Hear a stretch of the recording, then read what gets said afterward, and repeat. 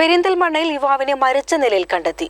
പെരിന്തൽമണ്ണ മൗലാന ആശുപത്രിയുടെ പിറകുവശത്തായുള്ള വാടക വീട്ടിലാണ് ഇതര സംസ്ഥാന തൊഴിലാളിയെന്ന് സംശയിക്കുന്നയാളെ മരിച്ച നിലയിൽ കണ്ടെത്തിയത്. കൊലപാതകമാണെന്നാണ് പ്രാഥമിക നിഗമനം. ബംഗാൾ സ്വദേശി ദിവംകർ മാജിയെയാണ് മരിച്ച നിലയിൽ കണ്ടെത്തിയത്. 38 വയസ്സായിരുന്നു. പെരിന്തൽമണ്ണ ഗാന്ധിനഗറിലെ മണലിക്കുഴിത്തോട്ടത്തിലെ വാടക ക്വാർട്ടേഴ്സിലാണ് സംഭവം. മൃതദേഹം കണ്ടെത്തിയ മുറിയുടെ വാതിൽ പുറത്തുനിന്ന് പൂട്ടിയ നിലയിലായിരുന്നു.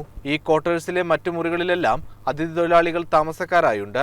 രാവിലെ പൂട്ടിക്കിടന്ന മുറിയിൽ നിന്ന് ദുർഗന്ധം അനുഭവപ്പെട്ടതിനെ തുടർന്ന് തൊട്ടടുത്ത മുറിയിലെ താമസക്കാർ ക്വാർട്ടേഴ്സ് ഉടമയെ വിവരമറിയിക്കുകയായിരുന്നു. ജനലിന്റെ മറ നീക്കിയപ്പോഴാണ് മരിച്ചു കിടക്കുന്നയാളെ കണ്ടെത്തിയത്. പോലീസ് എത്തിയ ശേഷം പൂട്ടുപൊളിച്ച് അകത്ത് കിടക്കുകയായിരുന്നു. മൃതദേഹം അഴുകിയ നിലയിലാണ്. മുറി പുറത്തുനിന്ന് പൂട്ടിയതിനാൽ ഇവരാരും കൂടുതൽ ശ്രദ്ധിച്ചില്ലെന്നാണ് പറയുന്നത്. പ്രാഥമിക പരിശോധനയിൽ മൃതദേഹത്തിൽ കാര്യമായ പരിക്കുകളൊന്നും കണ്ടെത്തിയിട്ടില്ല. വൈകിട്ടോടെ മൃതദേഹം പോസ്റ്റ്മോർട്ടത്തിനായി മഞ്ചേരി മെഡിക്കൽ കോളേജ് ആശുപത്രിയിലേക്ക് മാറ്റി.